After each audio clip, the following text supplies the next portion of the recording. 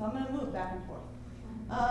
Hello, everyone. Thank you so much for joining us for the Radical and the Revolutionary, a conversation between Stacy Klein and Baraka Sele. My name is Klein. I'm the co-producer of Double Edge Theater. Before we begin, we would like to acknowledge the past, present, and future existence of Indigenous peoples, ones who have been here long before us and will be here long after we are gone. We would specifically like to acknowledge the Nipmuc, Pocumtuck, and Mohican peoples, as well as the Wabanaki Confederacy, and add that this land acknowledgement is an invitation for you to join us in what is an active practice. You can learn more about what you can do to support local Indigenous communities on our website or on our partner, Okiteo Cultural Center's website. Some context for this conversation. Stacy and Baraka met in 2018 on a panel at Montclair State University called Anger, Appetite, Ambition, Art, which was curated by Baraka and occurred after the performances of Leonora La Magna Maestra at Montclair State. This was during my first year working for Double Edge, and I remember that the panel was finishing up and Stacy and I were standing there talking to people, as you do as producers and directors, and we were about to leave and she turned to me and said, "I need you to wait, I have to go talk to Baraka." So I wasn't here for the next part, but Baraka tells it this way, that Stacy came up to her and told her very frankly, "You must come to the farm." Baraka was originally in disbelief at Stacy saying that and had no intention really of coming, but magic happens. Somehow magic happens. And eventually she found herself on her way here. From the seed in that original conversation and the invitation, a professional and personal relationship has blossomed. And they've been sisters ever since, in both vision and practice. And we didn't not tell her to say that. I didn't tell me to say that. So when we're listening to this conversation, I like to think about this when I was thinking about what to say to introduce this. I'd like to describe my favorite comic. One that I think about all the time. It's sort of how I live my life. Imagine two stick figures sitting across from each other at a table. One of them is titled Comfort, and the other is titled Growth. Growth says to Comfort, "I just don't think this is working out." And these two women aren't interested in comfort. They aren't interested in making the world comfortable. I think that they are in the business, and I know that they are in the business of transformation. And as I consider them both my mentors, I think that the words radical and revolutionary are an interesting choice for this panel.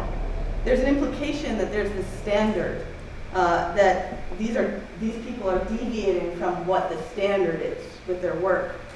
I would urge you to consider, as you listen to this conversation, that maybe the world that they envision and expect is the reality that we actually should be in.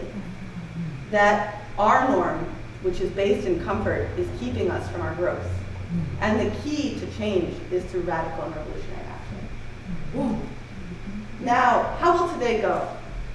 You will be handed shortly some pens and papers by Samantha.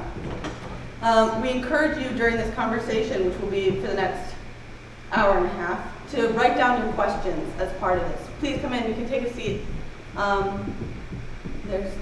Feel free to take any seat. We encourage you to write down your questions during this. Right before the end, we'll have a section for Q&A, and Samantha will come around again to collect whatever questions you have. And as we will have time, I will ask them of Baraka and Stacy. The Q&A will be another 30 minutes, and then we'll head out to our kitchen to share a meal with you all. Please note that we have indoor and outdoor seating available for you at your comfort level. Some logistical announcements. We do ask that you turn off your cell phones, refrain from taking any photos or video, and after this is over, we do ask that while you give us love, you refrain from hugging to prevent the spread of COVID. And with that, Stacy.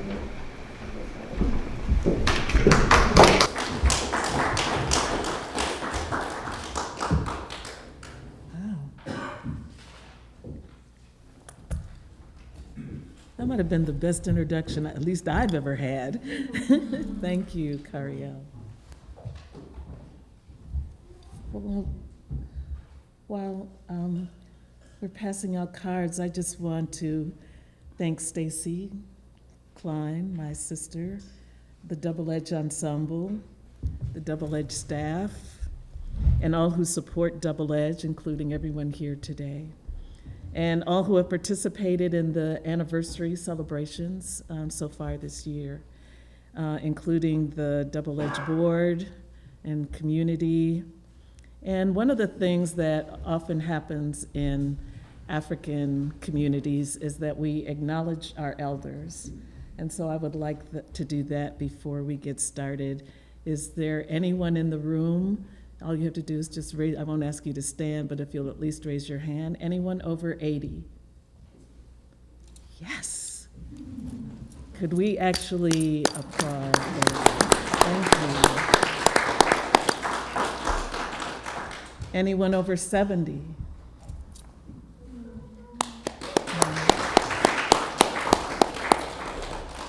Anyone over 60?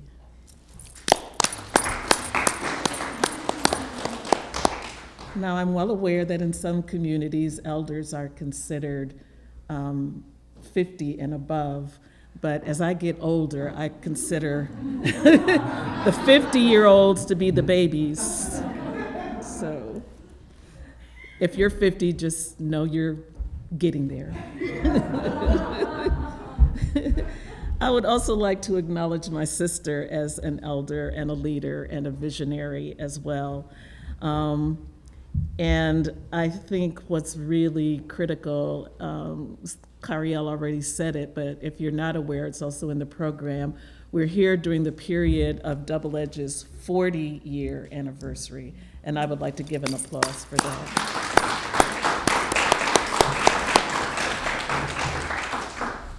So I read this statement back in December.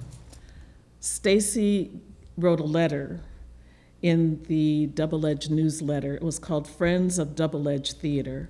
And I've actually renamed it as the DE Double Edge Creation Story. In other words, their genesis. So I'd actually like to read a little bit of it to start us off, if you don't mind. Wait a minute. I actually have 3 confessions to make before we start. Number 1, I forgot my glasses in Montclair, New Jersey. So if I'm looking down like that, please forgive me. No, but thank you. Drugstore. Oh, are they drugstore? Yeah. Oh. I'll actually, thank you. I'll actually take drugstore glasses. You might know. Oh, yes, they do. Okay. Yeah? Okay. So, confession, all right, so now we have glasses. Maybe you'll be able to, so, and then one other confession, and Stacy may beat me up afterwards for saying this, but we both speak publicly a lot. I've spoken before thousands of people all over the world, intimate settings, large settings, and for some reason we are both nervous and we don't know why. So we talked about this yesterday. So if there's a bit of nervousness that happens today, just indulge and be patient with us. The third thing that you also may be able to help us with is there's a pesky fly who keeps settling around us. And so if I roll up this piece of paper, you know I am getting ready to kill this damn fly. So that's the third confession. And if he's swarming around you, snatch him. Yes. Okay, all right. So, okay, I think I'm good so far with this type for the glasses, but I may need them for this smaller type. Unbelievable and astonishing are the 2 words that occur to me when I take a moment to reflect upon our upcoming 40th anniversary and all the roads that we have traveled to get here. In this spirit, I think with gratitude of the people who helped create Double Edge, from the first performance of Rights in Boston through the Women's Cycle, Song Trilogy, and the collaborations we encountered throughout our exchanges in Central Europe. The garden cycle and the move to the farm in Ashfield and our visits to Argentina. The beginning of the outdoor spectacles and the Chagall cycle and the flourishing life in this rural village. The farm is now 3 properties, 15 buildings, 3 indoor performances, 4 now? 4, no? Jesus. This was just written in December. The farm is now 4 properties, 15 buildings, 3 indoor performance venues, and 7 outdoor performance sites, and still counting. Fires, stone mosaics, labyrinth, temple by the stream, design house, studio space, generative land, pastures, chickens, goats, gardens, a high tunnel, water, fields, archives. Today, we see the future. In July and August, a response to the Bacchae since 1982, when the first double-edged ensemble did Rites, a modern adaptation of Euripides' Bacchae, I have said that actually directing the Bacchae would be the last performance of my career. Little did I anticipate that Double Edge would be 40 years old and what that would look like. So my first question to Stacy is, one of the things that we've talked about is knowing the significance of a moment. And is this really your directing of your last performance, and what has brought you to this moment? Okay, well, that sums up while I'm nervous. You hit that nail on the head.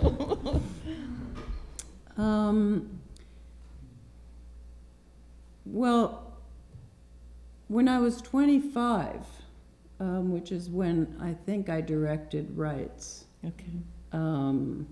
saying I'm going to do something as my last performance, and I remember saying, but I didn't write this down, that 5 years before I decided I was going to die, I was going to direct the Bacchae again. So Wow. then I think of it, I thought of it more as a moment Yes. when we came back to it. First, I was called to come back to that material. I think the times in the last 5 or 10 years have called me back to investigating women and women's work and women's identity, and what that means to me today. Mm-hmm.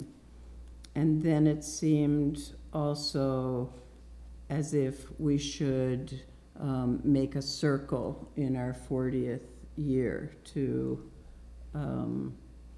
that first period and see, or maybe a spiral is a better word, and see yes.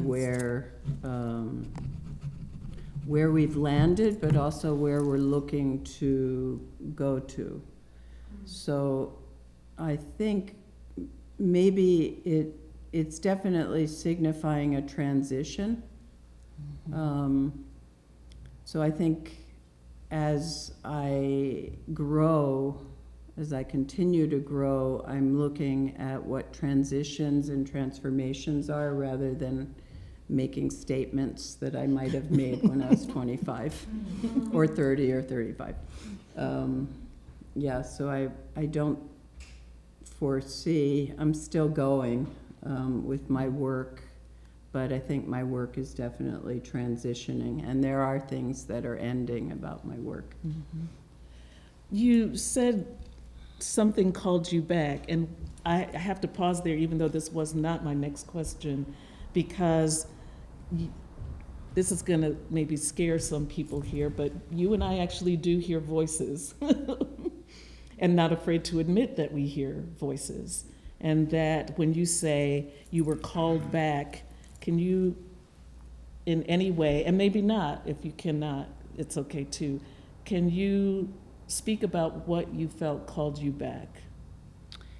Yes. I mean, first, I think the outside reality, which is increasingly identifying itself as awful, has called me back. And then at a certain point, I had to really investigate how I was going to call myself inward, Yeah. and look again inside to what I needed to explore, and my spirit and my refuge, and my group's refuge and our partners.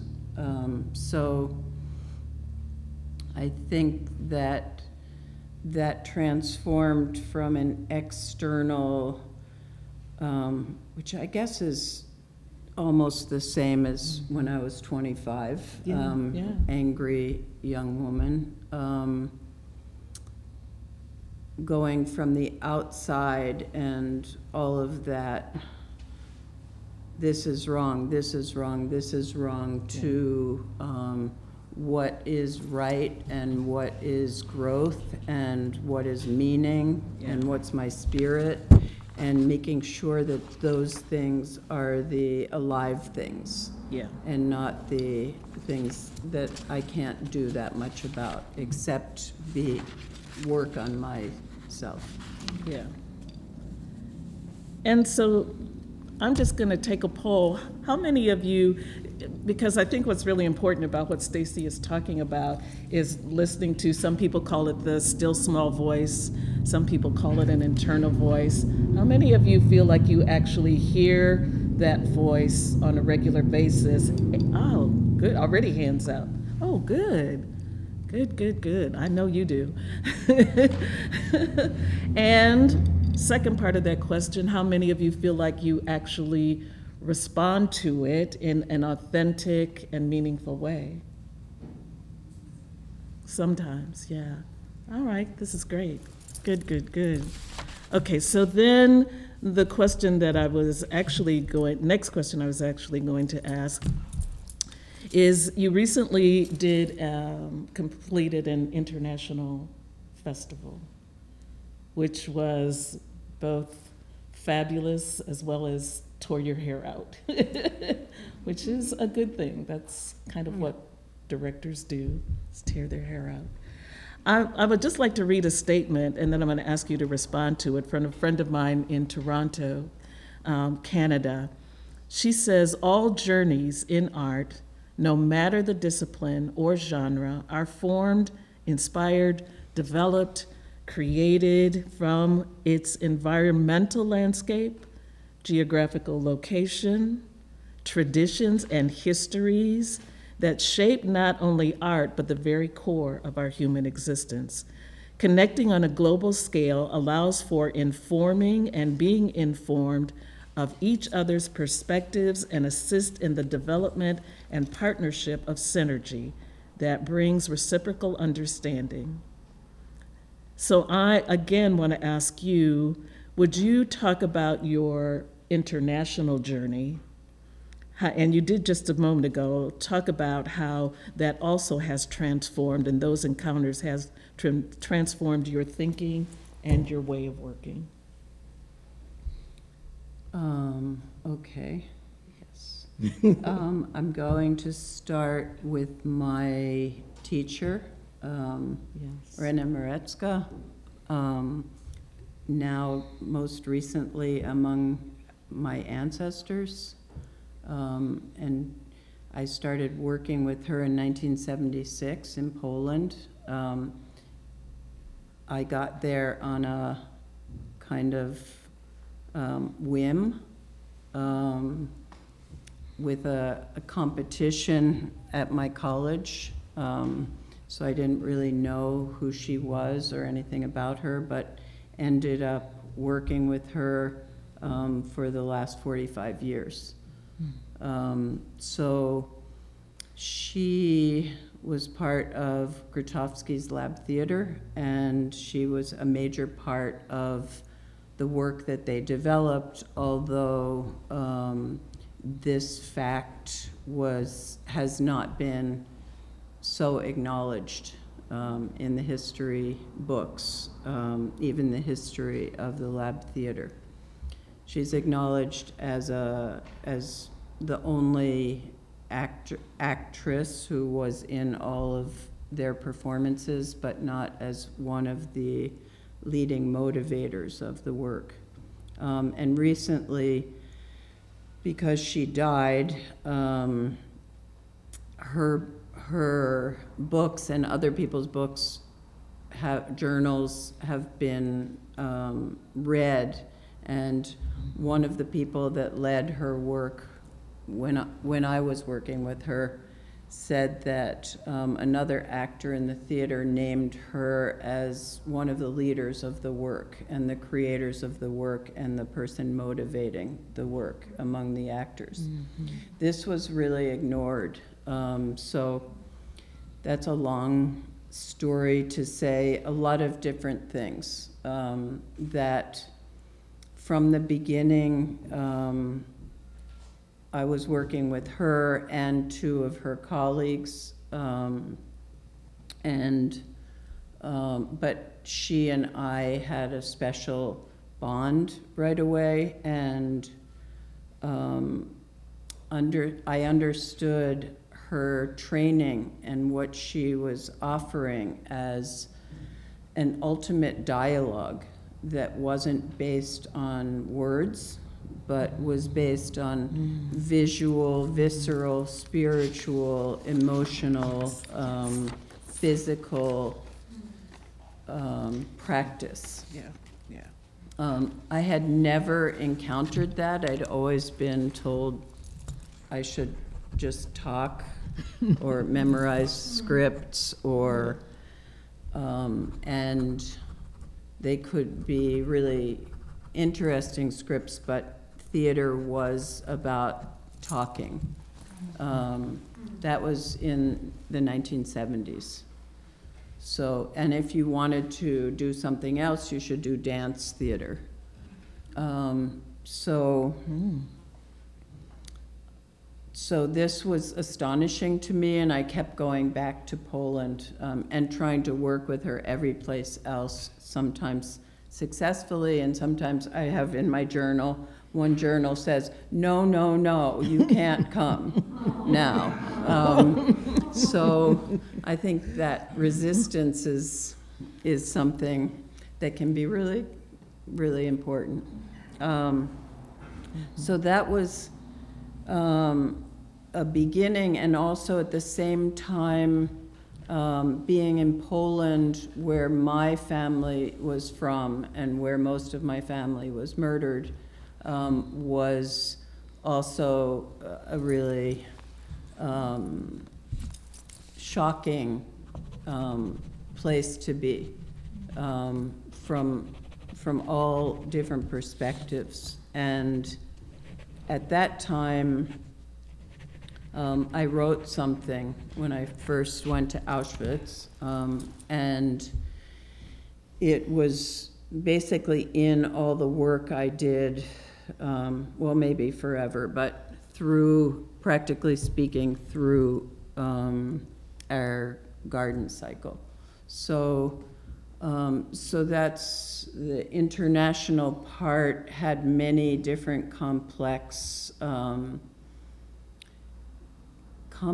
moments, because here was a land that had really rejected my people, and at the same time, here was a person that I could identify with more than I'd identified with anybody in my lifetime. So it went from there. We kept in relation. When I started Double Edge, I started working on training in my way and developing it. Rena kicked me out for a while of working with her for about 5 years. I wasn't allowed to work with her. And? Okay, you know I have to stop you and say. Well, then the 5 years were up, and I went to visit her in her house in Wrocław, and she said, when I walked in the door, she was standing on her head, and I stood on my head because I didn't know what else to do, and I'd never been to her house. And then after we finished that, she said, so you understand? And I just said yes. I mean, Sure. So, Things don't always go in a straight line. including this conversation. Yeah, sorry. It's okay. So do you know now why you were standing on your head, or you've never figured it out? Yeah, I know that one thing was that she knew I needed to find my own work. Oh, yes. And I was just beginning my directing career, and that was in 1985. And she had been to Double Edge, and she had been in the new space that we got, and she saw that I was finding my way. Yeah. And I think I was definitely independently finding my way in her work when I went to Sardinia and worked with her. Okay. And I was doing my thing, and she was like, this is my thing. You go Do find your your own thing, thing." and then we'll get back together. Good for her. Yeah.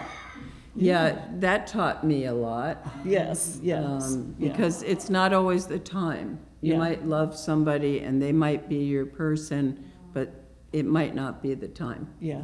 And that's been relearned over and over. Yeah, yeah. And I think that's even true of, you know, as we talked about in terms of being elders, mentoring others.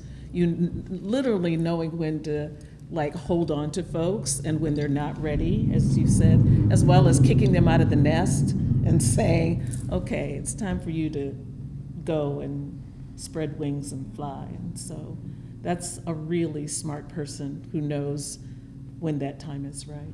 And not only smart, but also courageous. Yes. Because I was an important person for her. It took a lot for her to do that. And I really admire that and wish sometimes that I had that much strength. Well, In that way, yes. in that particular way. And I mean, I may not know you as well as you knew her, but I think you do have that strength. You said something that I didn't, I mean, I've only known you 4 years, but we talk a lot, and so I think I know a lot about you, but certainly not everything over the course of your life. But I did not know that your family was from Poland and that they had, suffered the horrors of the Holocaust. And this is actually, I don't know why, this is the first time I'm hearing this, but it's, yeah, exactly. You know, how well do you know someone?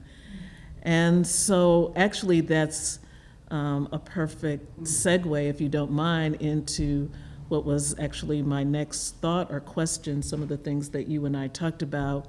You know, there's a lot of talk now, I'm sure you've all heard it, about critical race theory. I know, everybody groan at the same time. And what I don't understand is why we're not talking about critical race history, which seems just like, how hard is it to make it to that transition from, no, this is not theory, this is history. And you and I have talked about the fact, and I'll actually read some of the notes that we made, the fact that dates, times, peoples, places are most often considered the defining circumstances of an event.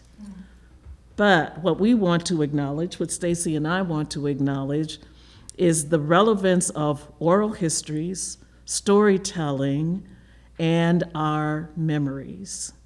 And that memory is also history. Memory is, like you just said, experiencing and messaging, presence and process, legend and mythology. So would you, again, you know, you even said how your mentor led you to an experiential practice, not just some kind of rigid, formal structure. So would you talk about also how you think of memory as history? Yeah, I think history in our culture of the United States is fact-telling, Yeah.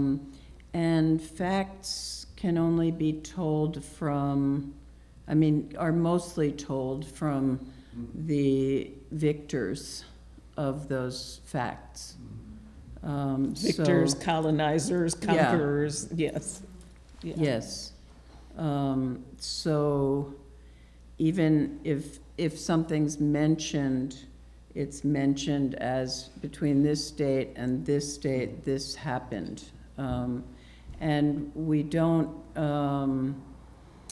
embody that history with what actually happened, what the trauma, the feelings, the identities Yeah. of people, the spirit, the loss of spirit, the loss of culture, the loss of identity. So it's a practice generally. History is a practice of assimilation. Yes. It's like everybody is the same, and these are the facts we share. Yes. And memory are all the different colors of that. Yeah. Yeah. And that includes a lot of different things, not just the things I listed. Yeah. So the story, the process of things that happen, I think is ultimately what's important and what's really missing.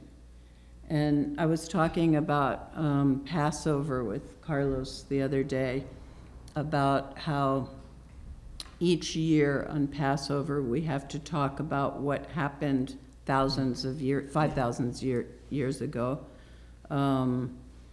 to my people, and it reminds me to really feel that, understand what happened, understand where I even am today. Yeah. But we don't have a practice of that in our world. Yeah. So nobody really feels that history, what's called history. Yeah. Yeah. A Exactly. fact doesn't mean anything to anybody. Yeah. Yeah. It could be maybe a tool to mean something, but it's not going to make people go out and feel each other or Yeah. have a dialogue with each other. And that's, to me, what's so odd about this conversation about supposedly critical race theory is, one of the arguments against it, I'm sure you've all heard this, is, well, we don't want the white children in schools to feel bad learning about slavery or other issues about race. And I'm like, but that is what you and I talked about it, and you just iterated it again. It is the trauma. It is the pain. It is the disappointment and the disillusionment. It is the horror of Holocaust. It is the mindless horror of the Middle Passage. It is the Trail of Tears. That is history. And for people to be able to talk about that is not only to embrace our history, but also to be able to embrace our identity, which you and I have talked about a great Right, deal. which I also don't understand why that's a theory. I mean, Yes. it's actually an actuality. That's why I said critical race history, Yeah. not critical race theory. Yeah. Yeah, I don't get it either. So, But we don't really practice or work on memory. yeah. In school, we're not talking from a memory perspective. We could learn a bunch of things. Yes. Um, Yeah, the facts, the dates, the times, the presidents. yeah, like do people come and talk and share storytelling? Yeah. Like that is, I think, left out of Yeah. And not even do people come and talk, do children themselves? Are they Right. allowed to realize that, just like we said about being able to recognize the moment that you are in, children don't get a chance to recognize the moment that they're in. I'm like, if we can't talk about critical history, if we can't talk about what's happened, you know, good, bad, or indifferent, in people's histories, how do children in school identify the moment they're in? How do they identify that we're in the middle of political crisis, that we're in the middle of democracy crisis, that we're in the middle of, and if you don't want to teach that to children, at least be able to have them talk about and write their own stories about what's happening in their families, perhaps, because that is also history. And that rarely happens, not only in, I mean, I don't know, well, that's a later As question. Cariel said, Yes, we're a comfort society, yeah, and we like to sweep things under the rug. yeah, absolutely. I have more questions, but I'd also like to ask if you have any questions of me. Oh, wow. Uh-oh. Wait, let me get some water here. Okay, here. So you came upon this frame, which I put in a heart here. It says responsibility, colon, Yeah. memory, work, spirit, love. Oh. I thought I said memory, work, spirit, history, but all those things equal love, in my opinion. Yes, well, I wrote love in my book, so. Now, talk about hearing what she wants to hear. She is hearing voices, because I wrote down, as we were talking, and I wrote down memory, work, spirit, history. Okay. Okay, Well, so she's hearing voices again. This is my question then.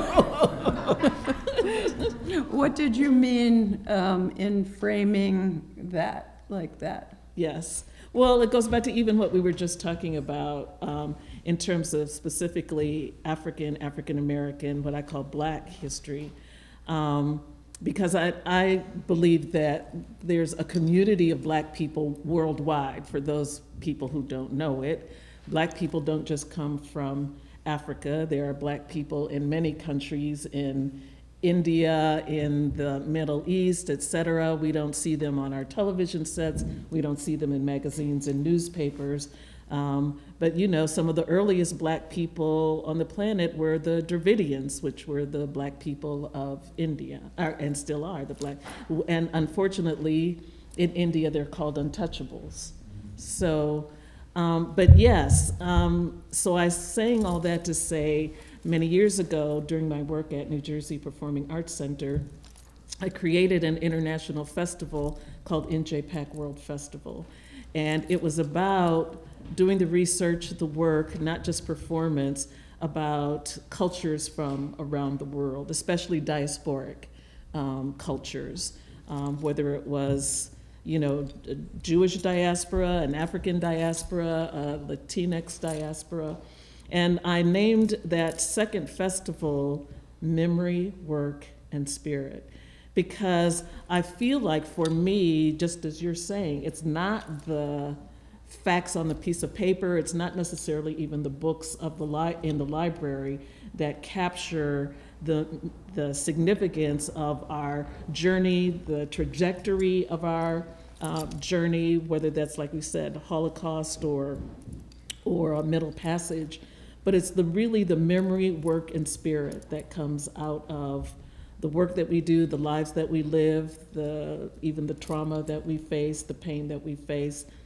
And so for me, those three words capture it. But then when you and I were talking about responsibility yesterday, then I was like, but history, and now love, is a key part of that. But would you share with our audience that conversation that we were having about responsibility? And because that to me is also a lead in to my next question for you. Do you kind of recall what we were.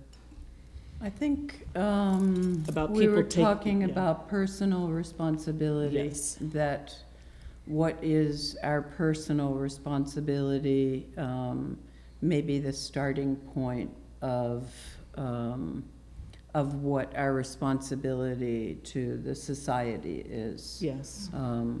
And that the interior work that you're doing on yourself and taking responsibility actually for actualizing yourself, identifying yourself, not allowing yourself to be erased is Yes. an important part of responsibility that we can then move outward with. Yeah. And I think this is important for me because I'm hearing a lot of people say, I mean, even on watching the news this morning, why isn't the government doing something? Why isn't the government doing something? Why isn't the government doing something? Well, I have to say, last year I was honored to be the recipient of the 2020 National Harriet Tubman Freedom Award. And one of the things I said to Stacy yesterday was, you know, Harriet Tubman did not wait on Abraham Lincoln. She did not wait on the Emancipation Proclamation. She said, no, I am going to free myself. And so, you know, I just, of course we need to hold our governments and our elected officials responsible. But it really disturbs me about just what you're saying, that we often don't take responsibility for the things that we can do. Now, I'm probably gonna get in trouble for this, so let me think about how I should say this. As a consultant, I work with many clients, and I shared this with, you know, I have a client that lives in a community, I won't say where, that's, you know, has surrounding it a park that has, you know, homeless people, drug addicts, et cetera, but they don't want to talk about it for fear that people will then not be attracted to their arts organization. And, you know, then the first thing that I said to them, especially when they talked about the trash and the litter, and I said, well, why don't you organize a group to go and pick up the trash and the litter?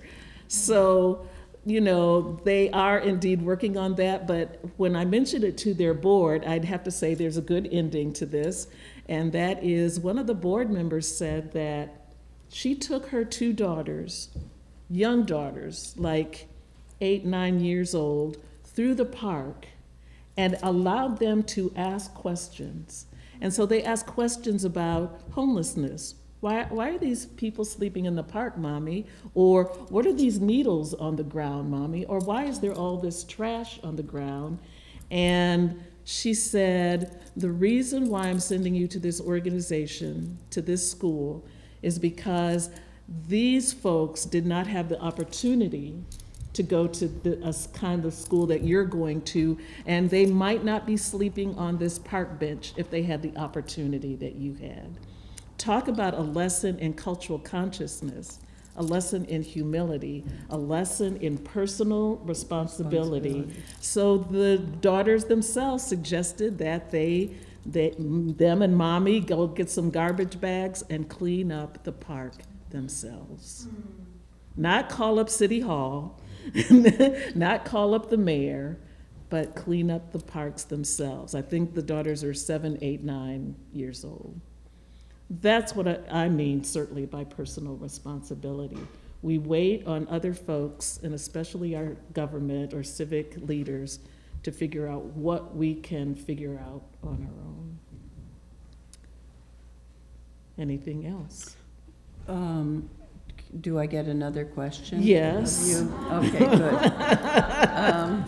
good. So you've talked about action as something that can be silent. Yeah. Yeah.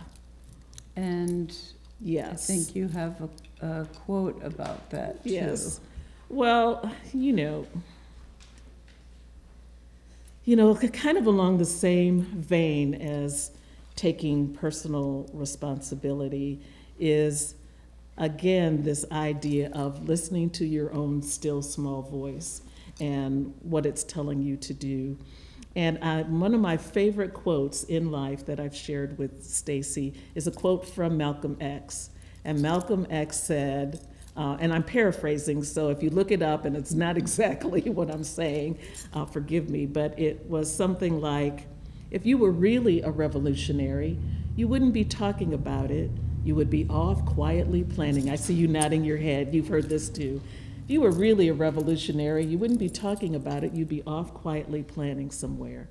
And I think, as much as I appreciate those of us who have indeed, called ourselves revolutionaries or radicals and marched in streets or protested, prayed, I was one of those folks who laid my body on airways, when we were protesting South African Airways, flying in and out of Houston, Texas at the time.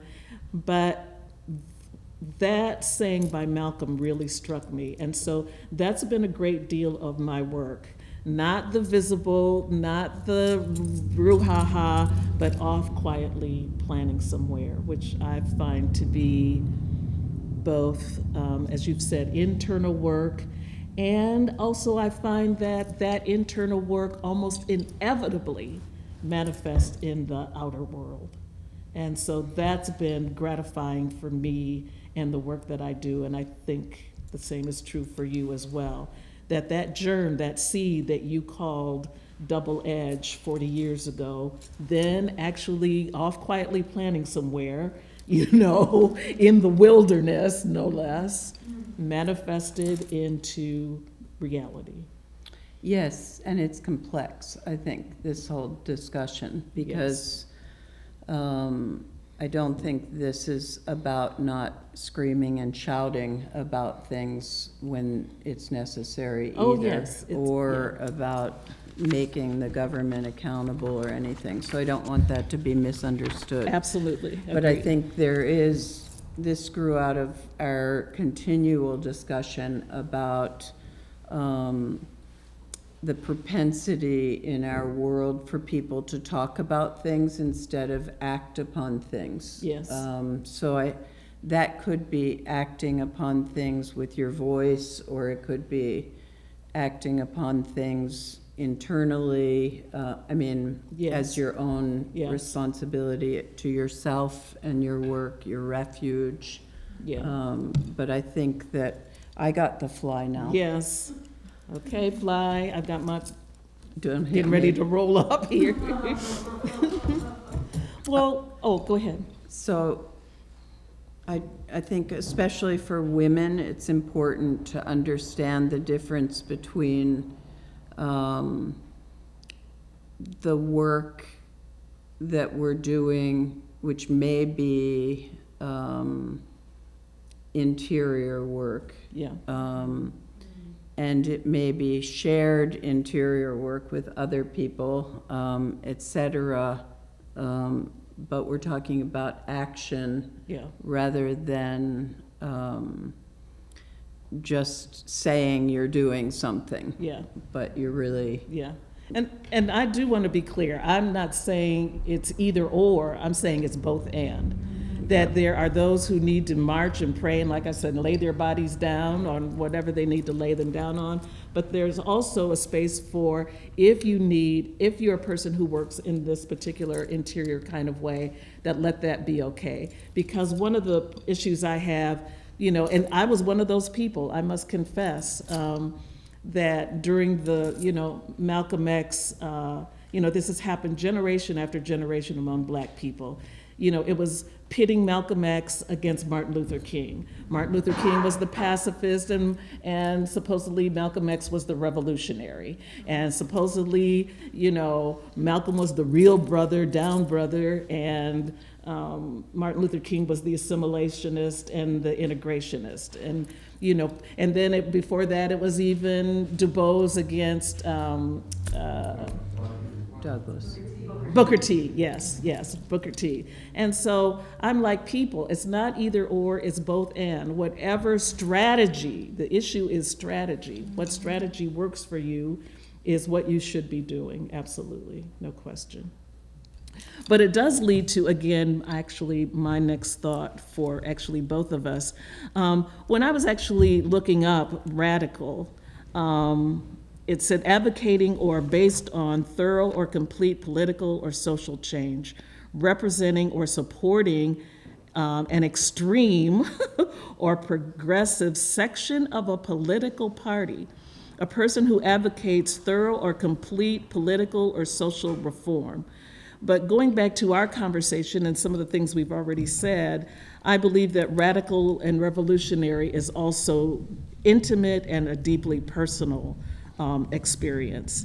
And so one of the things that I'd like us both to talk about is I don't believe you just become radical because you join a political party or you're interested in a social issue. I think we also become radical even sometimes from childhood. And would you talk about any experiences in your childhood that radicalized or revolutionized you? Yeah, I mean, I believe that I became radical and finally said that just because I didn't even know that. Exactly. It wasn't like I marched out and was like, I'm radical now. In fact, when I worked with, before I went to Poland, I started working with Maxine Klein, no relation. She was the director of Little Flags Theater, which was a political theater in Boston. And she had been a Broadway director and then decided the world was terrible and she needed to do something. Mm-hmm. So she was doing that, and I had to go do my own thing after 3 years of working with her, even though I really admired what she was doing, especially when we were working in the coal mine strikes in Kentucky. That was really important for me, but the whole communist ideology that was then really prevalent was, I needed something more or less didactic. But so that's what I thought was radical. So I was like, I must not be radical. And it's actually other people who taught me that I was radical, because everything that Double Edge did, people would be like, that's extreme. Like the women's cycle was extreme because we were dealing with women, not just women as women in all of women's greatness, but women as in all of our complexity. And that was really not allowed. That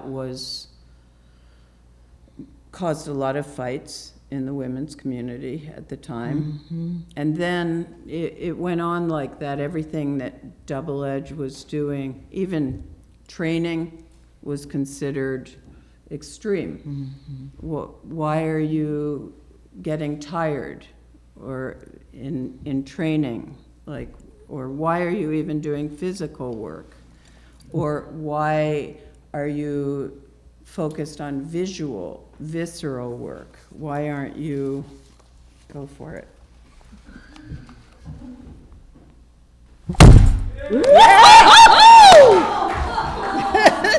And that's why we do training.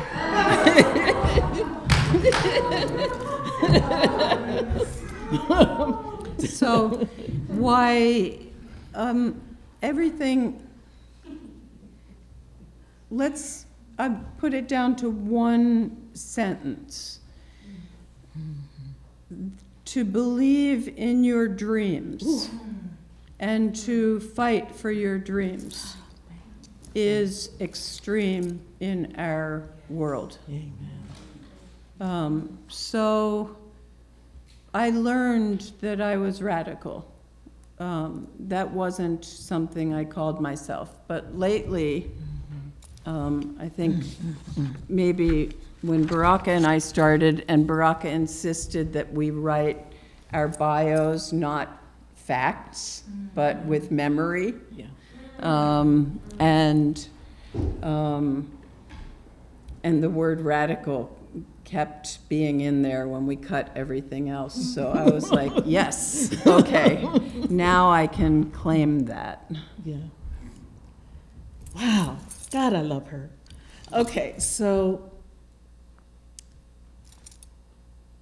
I was revolutionized at a very, very early age. I was born in Detroit, but I was adopted by two black parents, African-American parents. But they left Detroit even as I was an infant and moved to rural Michigan. Now, I know people say, oh, the rural Michigan. I was like, oh, yes, we are not all car factories and car dealers. And what was very odd, and I still don't know why, I wish I had asked my parents before they passed away, what were they looking for? Because they moved to an all-white community. And when I say all white, I mean all white. There was, now that I recall, one other black family, but they lived about 10, 12 miles away. So I was raised on a 28-acre farm, and my revolution came when Dickie Palmer, when I was 8, 9 years old, first called me a nigger, and I did not know what that was. So my brother and I were at the same elementary school, again, all white children, and I told my brother, and for whatever reason, I figured out this was not a good thing to be called because my brother kicked Dickie Palmer's ass. But that wasn't the end of it. My mother and father got divorced. We left a farm. We moved, even though we were closer in town, it was still very rural. As a matter of fact, the name of our road was called Farm Road, so that gives you an idea. Still all white community. And my mother was actually threatened when she was getting ready to move in. We actually had to have a white attorney purchase our home and 2.5 acres of land. And we got threatened by the neighborhood, but I think because it was a black woman and children and no grown-up male at that time in the household, so we were left alone until I was 18. At 18, Detroit had 2 riots, for those of you who do not know. The 1967 riots that we all hear about, but also 1968, when Martin Luther King was killed, we went through it again. And on the night that Martin Luther King was murdered, our white neighbor set fire to our home and poisoned our family dog. I became radical and revolutionary. For many years, I literally hated white people. I'm going to say that again. She heard this and she knows this. I literally hated white people. You cannot imagine the work that I've had to do on myself to overcome that hatred. And it was intense and it was long. I still have to, even this past weekend, dealing with the hotel where I'm staying, whenever I feel like somebody is doing something that doesn't feel exactly right or they're treating me different than other people, that instinct comes right back up. Is this because I'm black? One of the things that Ebony knows is for many years I became officially revolutionary at age 23, 1973. I was at Eastern Michigan University. I saw a sign on the school bulletin board that said, "Come to a revolutionary black church service." And that revolutionary black church service was who? Was it at the Shrine of Black Madonna? Shrines of the Black Madonna. Founded in Detroit, Michigan by Reverend Albert Clegg, and he taught us everything. I had never even, until I was in college, I had only read 2 books by Black people. So all through elementary school, all through high school, I had read 2 books by no, not even by Black people, they were about Black people. Booker T. Washington, and who was the other one? George Washington Carver. Oh, Those were the only 2 books in my elementary and high school library. It was in college. And so I went to this revolutionary Black church service, and it scared me because they were going to teach nothing is more sacred than the liberation of African people. I sat there in the church service, and they started inviting people to join, and I sat there thinking, what is my mother going to say if I join this church? And the minister said, don't sit there and think about what your mother is going to say if you join. And I said, if that's not a sign, if that's not hearing a voice, I don't know what is. And so I have been a member ever since. Shrines of the Black Madonna, the Pan-African Orthodox Christian Church.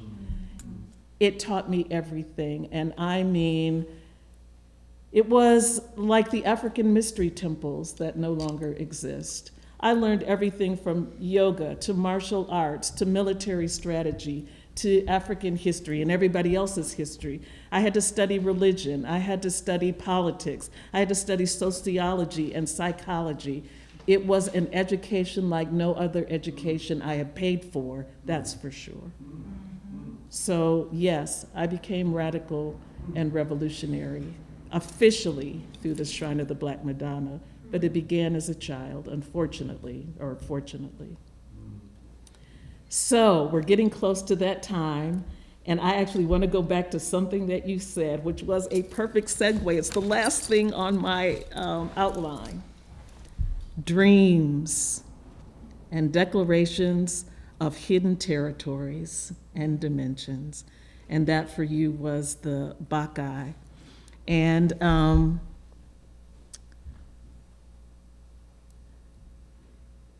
one of the things that you said, or we said in the mission, vision, values case statement, is Stacy Klein visualizes in dreams and dimensions of hidden territories. So would you talk about how you've created your own worlds and you have made your dreams come true? Which is, in my opinion, the most revolutionary act that you can do. yeah. I mean, I've got a bunch of different segues, so I'm going to try to put this together. Okay. I think it's outrageous that you didn't read anything by Black people in your first 20-some Yeah. years. Yeah. And erasure is Yeah. outrageous, and that is your story, what you described. That's many stories, as I found out from our partners. Yes, yes. That's our society. I think we were talking about that before. That's a lack of memory and work on memory, or even a lack of acknowledgement. Yes. It's also a false reality that's being created, and that is connected to my present-day outrage that to believe in your dreams is also erased, denied in our world, and that people say things like, you're a dreamer, or you're a revolutionary, or you're political, or you're just negative, you talk too much about this.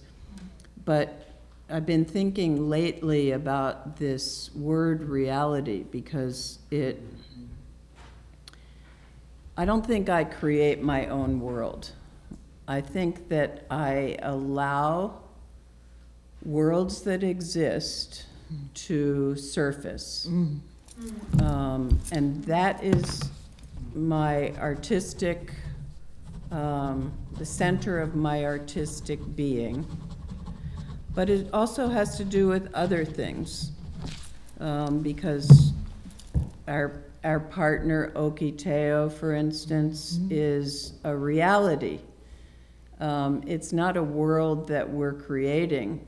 It's not a world that they're creating. It's a reality. Yes. But that reality has been erased.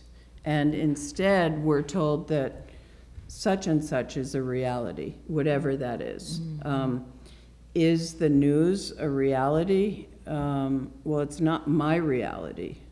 And it's not my people's reality, all my people. So this constant harping on you're not doing things that have reality over 40 years of, or since 66 years, that's how old I am, it's a way to imprison everybody.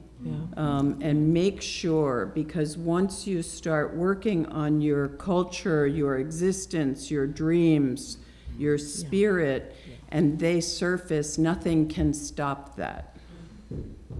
So as soon as you are dismissed, and you keep being dismissed, and you don't want to work on that anymore because everyone is against you about that, that's a loss. So we have to really help each other and work on each other's reality. Yeah, amen. This reminds me of the conversation also that we had yesterday when we were talking about responsibility. And again, the work that you and others have done regarding Okiteo. You know, one of the things that really is irritating me, and there's a lot of them these days, is this term that has become ubiquitous and, in my humble opinion, overused and now cliched, and that's social justice, social justice, social justice. If one more person says social justice to me, I think I will scream. Because now it's just, oh, everybody does social justice. How many times, as I said, I work as a consultant, everybody's grant, everybody's press release, everybody, it says, we are a social justice organization. I say, no, you're not. No, you're not. First of all, social justice should not be a noun, and it should not be an adjective. Social justice should be a verb. And the one thing I love about Stacy Klein and Double Edge Theater is they do the damn work. It's just like I say to Alma, just do the work. Just do the work. So I don't allow any of my clients, I ask them to take social justice out of their vocabulary. And I ask them to talk about what it is they actually do. What it is to serve people, whether it is to foster, their dreams, whether it is a revolutionary idea, whether it's to take people out of their comfort zone, whether it's to live their dreams, all the things that we just talked about, that's real social justice. And even recently, in a grant proposal that Double Edge wrote, what was really inspiring for me is for them to talk about the work they actually do rather than slinging around some words that have become cliches. And I really, again, can we applaud Double Edge for it?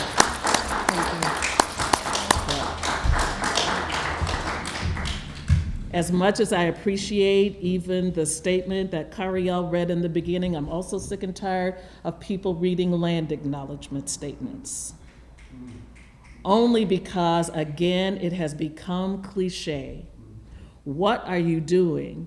Now, unless you're Stacy Klein and working with Larry Spotted Crow and others who are building this community around Okiteo, shut up. And Rhonda Anderson, who's right there. Oh, yes, yes, Co-director. Rhonda. Just shut up. Tell me what you're doing. Don't read a proclamation to me. As much as I appreciate acknowledgement, as much as I appreciate solidarity, as much as I appreciate reinforcement of other people's struggles, come on. If it's only gonna be some words on a piece of paper, that's not it. That's not it. So, Stacy has been kind enough, this is where I may need your glasses, thank you, has been kind enough to say that I could actually read a poem, if that's okay.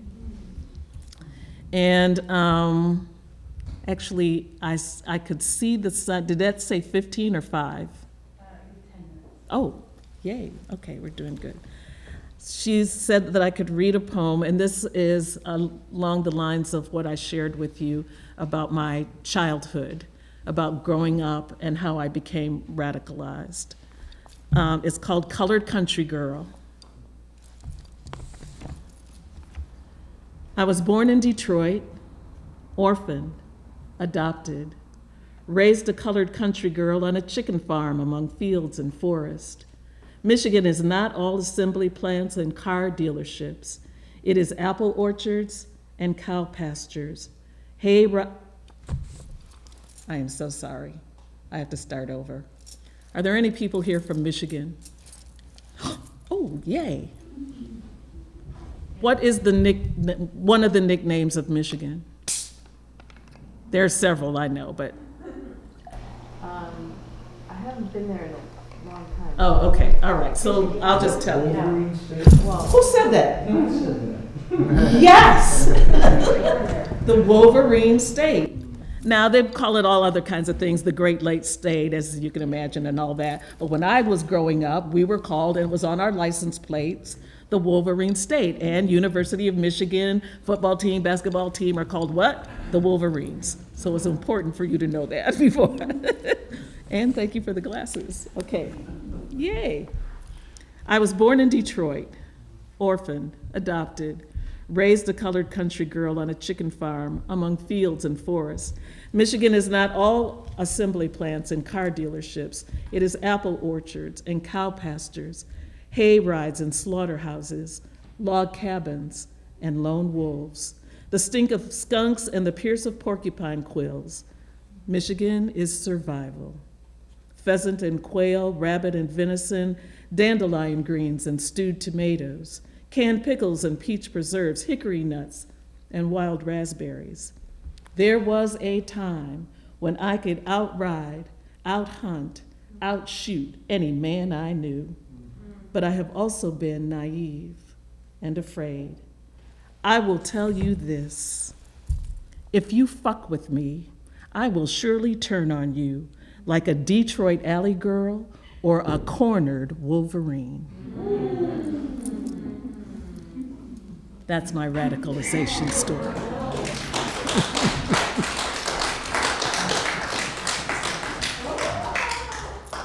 Okay, what else? You want to just riff? You want to just? I think we can get to some questions. I like that idea. Okay, so you want to collect, or have we already collected? Okay. Okay, so let's take a few minutes to collect questions. And thank you for. While she's gathering, I'm speaking in my question. Because I had a question. Yes. I wanted to ask. Okay. And because it's Baraka Sele, it actually has to do with a poem that I was going to read, which is the alternate version. It's very brief. Oh. But it's a poem by a woman from Canada named Howard. Yes. And it says, I stand on the sacrifices of a million women before me, thinking, what can I do to make the mountain taller so the woman after me can see farther? And it's Yes. called Legacy. Yes. And both of you are sitting here as radical revolutionary legacy makers. What are you thinking of as you are, as also two incredible mentors to many people in this room? what are you thinking of as legacy? And what are you giving, what would be the one gift that you would give to all of your mentees? Sorry, I don't know if you guys want to. No, you did, it's just beautiful. You're first.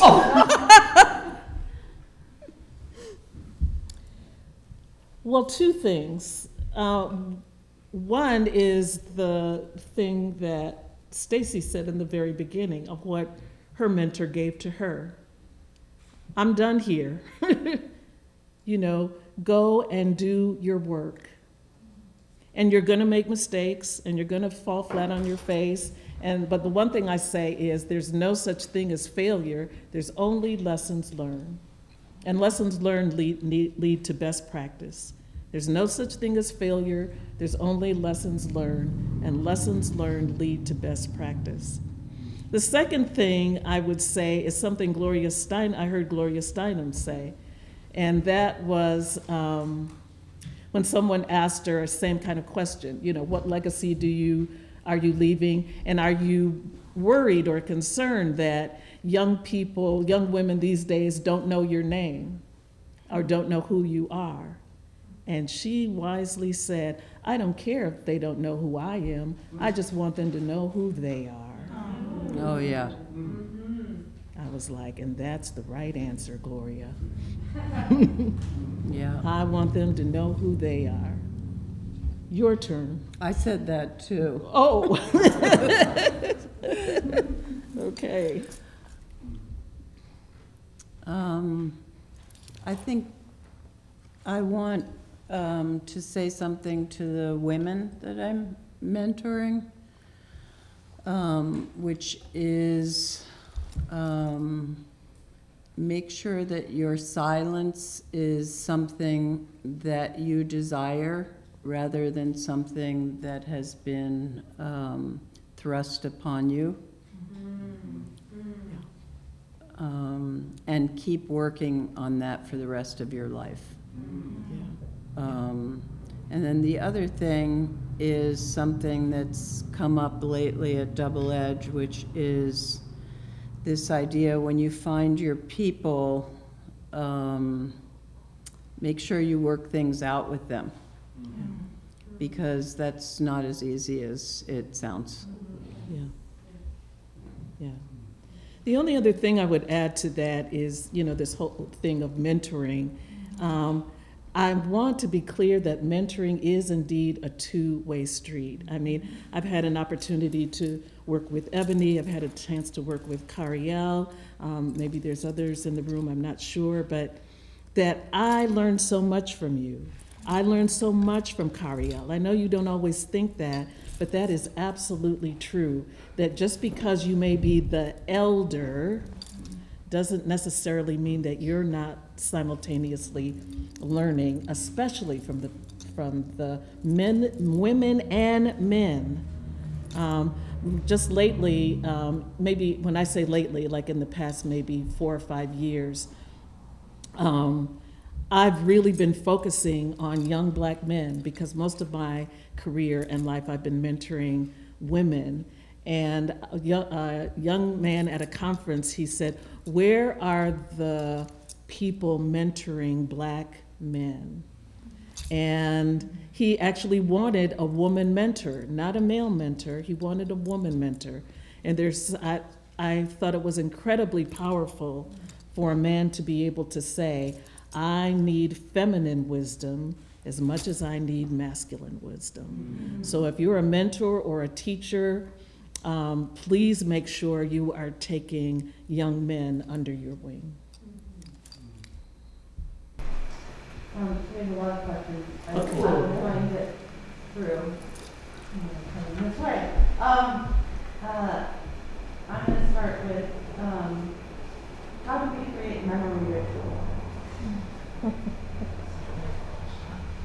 You get to go first this time. Okay, I like that. Yeah, I do too. I think that we've talked about ritual. Hold on, I'm sorry. Did everybody hear the question? No, some people didn't hear the question. Sorry, I'll see that. How do we create memory ritual? Yeah, I think We've talked about ritual as storytelling, not necessarily word storytelling, but visual or physical, emotional storytelling rather than a script.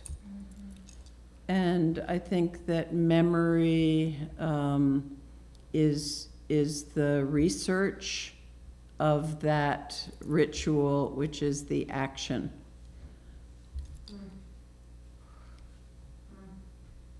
Repeat that last sentence. Memory is the research and ritual is the action.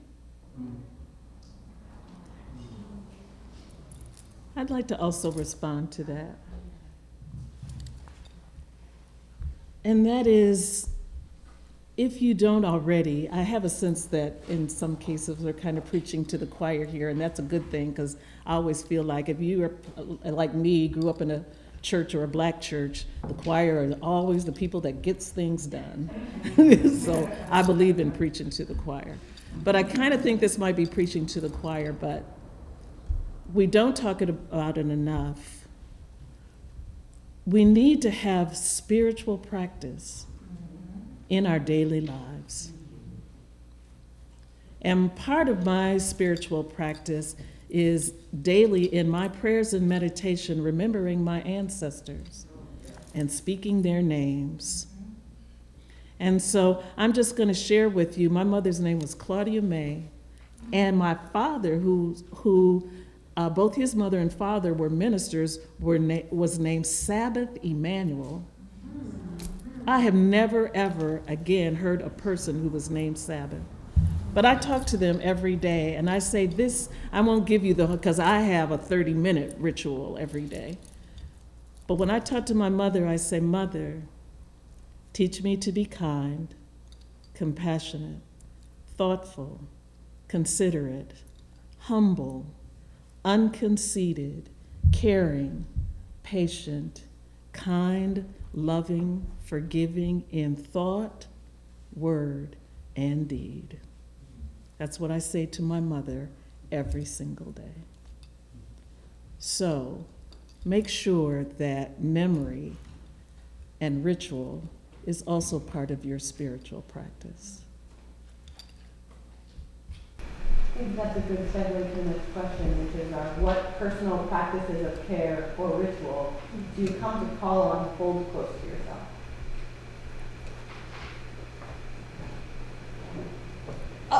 I just got done. I think you can answer that. Read it again and a little louder also.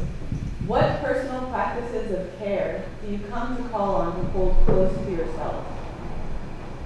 Well, as I said, probably, I have been doing meditation and prayer. God, I can't even say how many decades now, daily meditation and prayer for many decades. And recently, my sister in Houston asked me,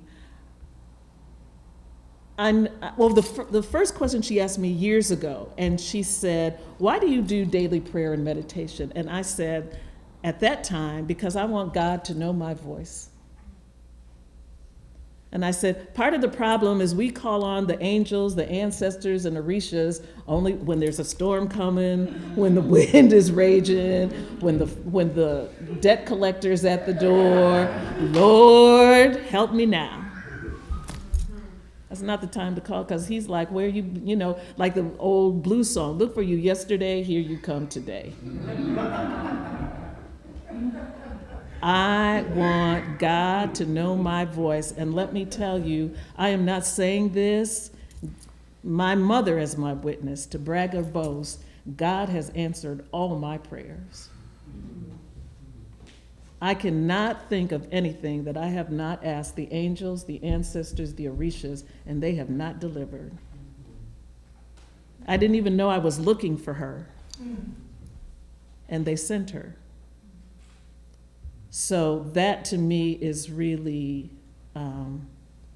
important. Then recently my sister asked, okay, I know you've been doing prayer, meditation, all these years, but why do you still continue to do it? And I said, submission. Submission. I don't want to get preachy here, but I will say this right quick. There's something to be said for not my will to be done, thy will be done. I actually created for myself as part of, Ebony knows this because she has received it. I actually created a covenant for myself. God and I have a covenant. And part of that covenant is I will be whoever it is you want me to be. I will do whatever it is you want me to do. I will go wherever it is you want me to go. I will serve whoever it is you want or need me to serve.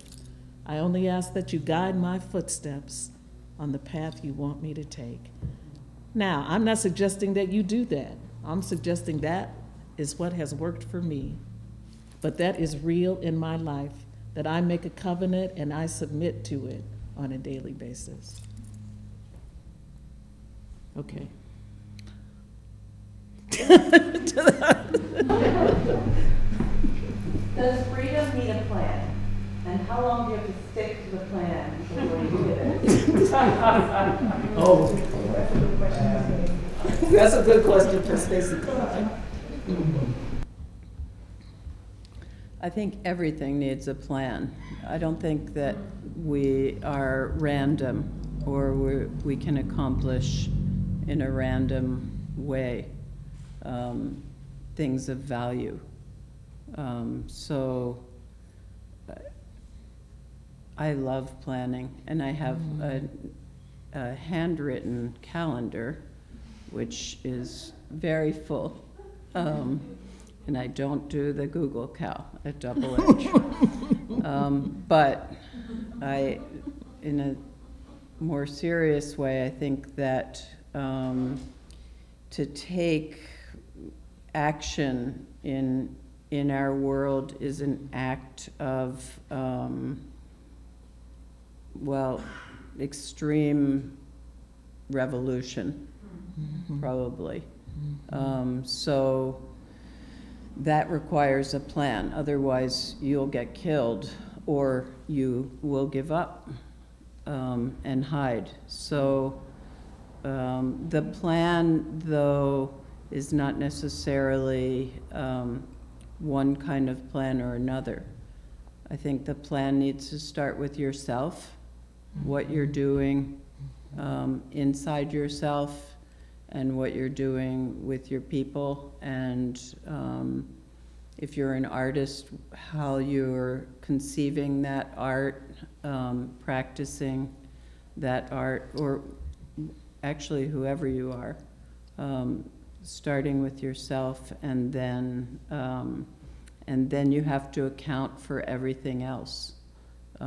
It's dangerous. It's dangerous if you go into a room alone. Well, I can give you an example. At Double Edge, we don't allow somebody to fly by themselves, fly in the air here, bungees, whatever it is, because it's dangerous. Because when you're taking a risk, that's physically dangerous. But if you're training, that can be emotionally dangerous. So there needs to be partnership and a plan for how you're going to be safe and secure and have a refuge.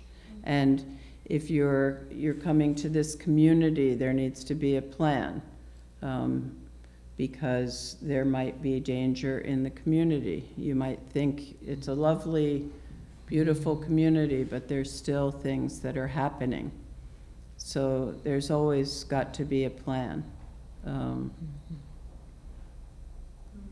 And can I just add to, I don't know how many of you have seen this. It's a publication Stacy and I wrote together. It's Double Edge's case statement, and the mission, vision, values is actually in your programs. But the only thing I want to add is if you're having a hard time figuring out a plan, this is it. It's called who, what, when, where, how, and most important, why. When you're making your plan that Stacy talked about, those are the questions that you need to ask yourself.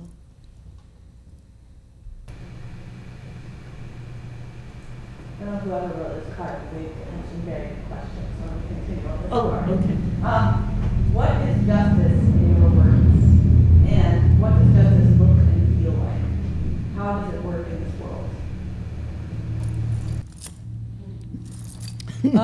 I mean, I think Baraka said what I think. Justice is an action.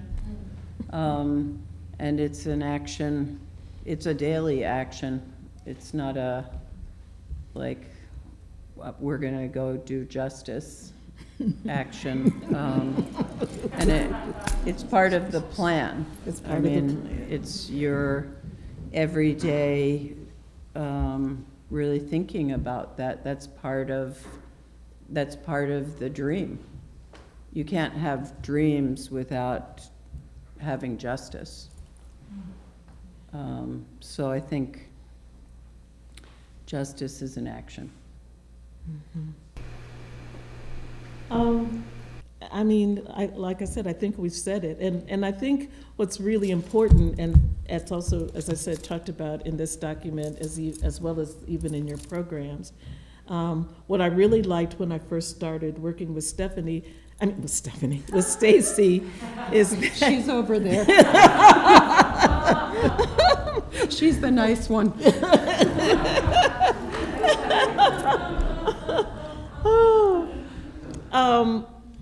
Is what Double Edge refers to art justice. And what I really like that is it seemed very organization specific. You know, it wasn't just, like I said, the cliched things that I was hearing from so many, the adjective, the noun, rather than, no, we're not just doing social justice, we're doing, and what really resonated with me about that is I have been telling people, you know, this is another one of those cliches, stop using equity, diversity, inclusion. If I hear that again, I think I'll scream. No, it's not equity, diversity, inclusion. What I named those things was cultural democracy, cultural equity, cultural justice.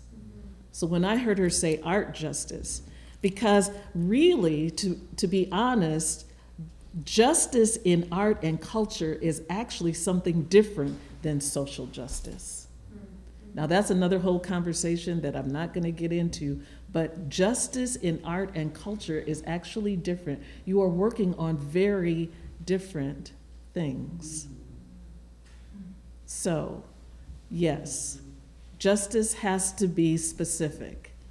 And whether that's, you call it art justice, whether you call it personal justice, whether you call it environmental justice, justice should apply to a specific thing and a specific focus of work that you are doing. So, returning to the case statement, Baraka, you came in to try, like, the insurmountable task of trying to encapsulate double edge in words. Yeah. And I'm wondering if you can both speak a little bit to the process of working on the case statement and how I'm sure it was filled with joy.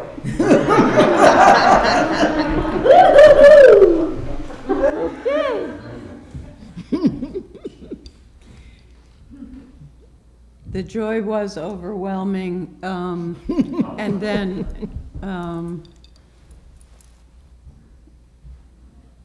do you want to say something? Baraka yelled at me a lot. The joy was overwhelming, and then it wasn't. And then it was, It and was then hard it wasn't. and not comfortable Yeah. work, because Yeah. articulating in words something that actually I feel like I was at the point of giving up in terms of like I'm just gonna speak like a grant. So Yeah. at that point, it was like, you know, whatever they want me to say. Yeah. And it wasn't even right, because I wasn't saying what they wanted me to say, because I don't know what they want me to say. Still don't.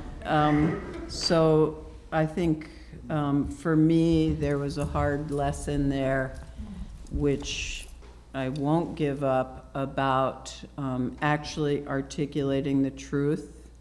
And I think this has to do with what I said about being silent and not trusting that I could say the truth about what I was doing, and that people would accept that at that time. Now I learned that's not really relevant to me anymore. Yeah. But that was 35 years of thinking it was relevant. That's a long time. These 14 pages took a year Yeah. for us to do, 14 pages, and it took us a year. It was conversations not only with Stacy, but it was conversations with Cariel, it was conversations with Carlos, it was conversations with Jennifer, it was conversations with conversations with Hannah, you know, everyone.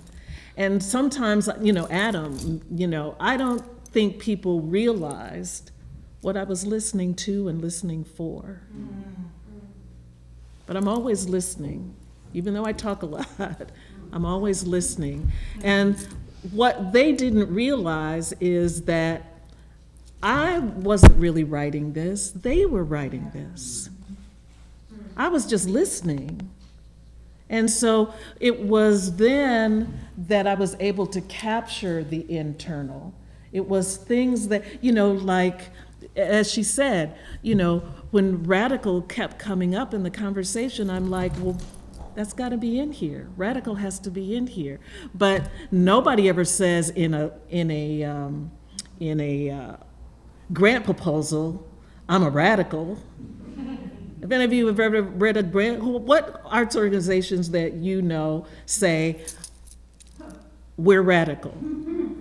And it drives me absolutely crazy that these, as much as I appreciate all the foundations that I have worked with, all the foundations that have given me literally millions of dollars, what I cannot tolerate, what I will not tolerate, is that we cannot, as we've all been saying, tell the truth of our stories. Now, do you really want to know who I am, or do you just want me to do grant speak? Because that's what I call it, grant speak. And so then they wonder, they sit there and wonder, because I'm now retired from grant panels, and then they sit there and wonder, why do all the grant applications sound the same? They all say diversity, equity, inclusion. They all say social justice. They all say the now. They didn't But used to. well, no. Before that, I'm not finished. Yeah. Before that, which I make every client take out of their vocabulary. Before that, it was, well, we work with the underserved, the underprivileged. We work with the non-white.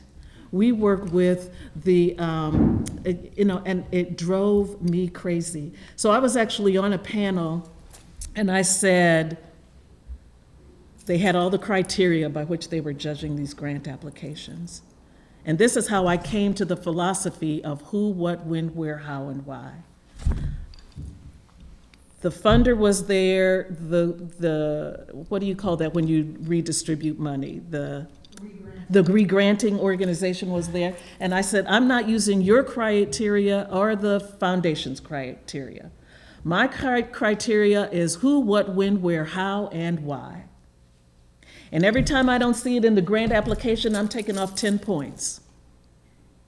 Because if you are so-called serving the underserved, who is that? That doesn't tell me anything. Are you working with youth? Are you working with, and tell me who they are. And some person said, well, at-risk youth, that's an identity. I said, no, it isn't. I said, that's a condition, and a condition is not an identity, people. Yeah. So let's start listening to the words we're using. Let's just stop applying the rhetoric and the grant speak that people hand to us, and let's tell our truth: who, what, when, where, how, and especially why. Why are you doing this work? That's what I want to know. If you're so-called working with underserved, are you working, because most of the time the why is, I just want to get a grant. And that's what you're funding right now. You're funding underserved people, so let me write a grant about underserved people. No, not acceptable. So, sorry, I kind of got, I get off on. Well, that's what you did say to me when we were case statement, and all those words are no longer in. Yes, but the difference is between you and so many other folks that I work with is you got it. So then we started really talk about digging down into double-edged reality. And that's where the real joy came from. I was like, look what, and a mighty people came up out of Ashfield. Whoa. Okay, sorry, Karia. No, so I'm going to ask one last question. Okay. It better be good. Oh. There were a lot of questions. I just want to say I'm trying to keep them to questions that will address both of you. Because I think that there will be time at the meal for people who have specific questions with either one of you. I sent you. Okay. But I'd like to end on, what do you want to dream into the future? What do you want to dream into the future? Dream. I'm going to thank the partners that I and Double Edge work with. Rhonda is, thank you for coming today. Rhonda is the co-director of Okiteo Cultural Center, which I've had the honor of working with in the last 3 years. That's a big, I feel like crying right now, so hold on a minute. That's a big dream to go from something which I was told didn't exist to something which has moved all of Ashfield and way beyond that in its growth. Never seen something grow like that.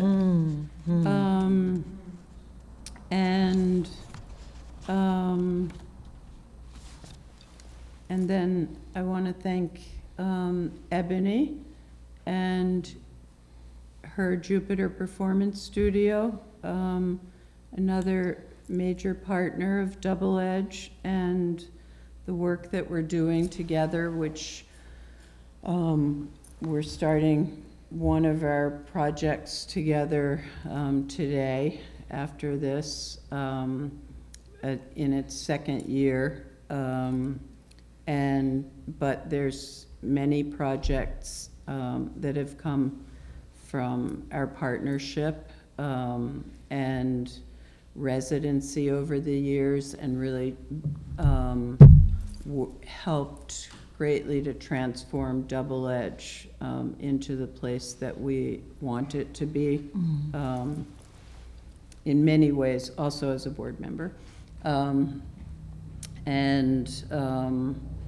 And then there's two other partners who do residencies, and one is fledgling partner, but I'll say it anyway, the Anishinaabe Theater Exchange, and the Theater Offensive in Boston, which is an LGBTQ people of color theater that does residencies here. So this is what I'm dreaming into the future, alongside of the work of the Double Edge Ensemble, which at this point I have the privilege of sharing leadership with the ensemble, and also sharing directing responsibilities with the ensemble. So this is a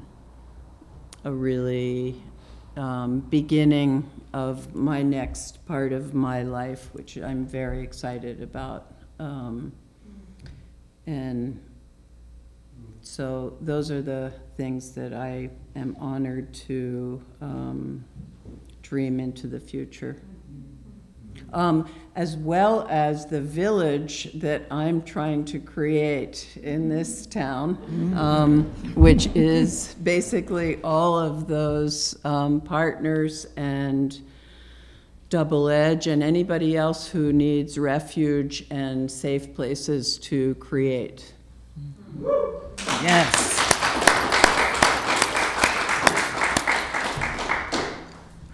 So, I don't dream into the future a whole lot. I usually dream in the here and now. And along with what Stacy said, I usually dream in gratitude. I'm so appreciative of all of you who came, all of you who are participated, all of you who are engaged in this moment. You know, a lot of times when I'm sitting here, I've been saying to myself, even just listening to Stacy, thank you, God, thank you. I say, what I tell often to people that I work with or mentor, you've heard this, replace fear with gratitude. Replace fear with gratitude.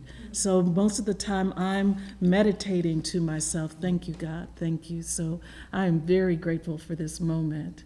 And so I just want to, in my last meeting with some of the members of the ensemble, my words of wisdom is practice radical love.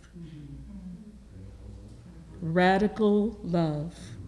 You want to talk about what's really revolutionary and radical? Is love.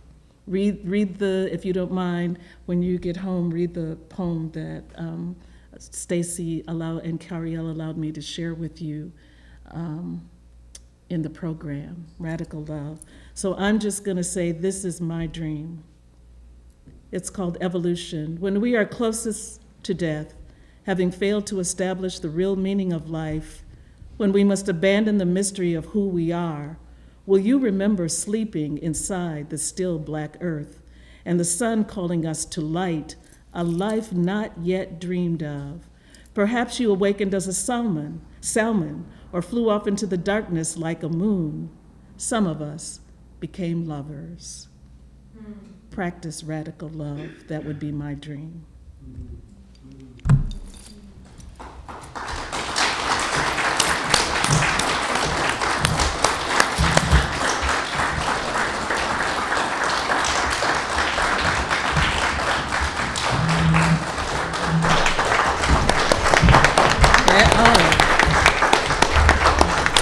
Thank you.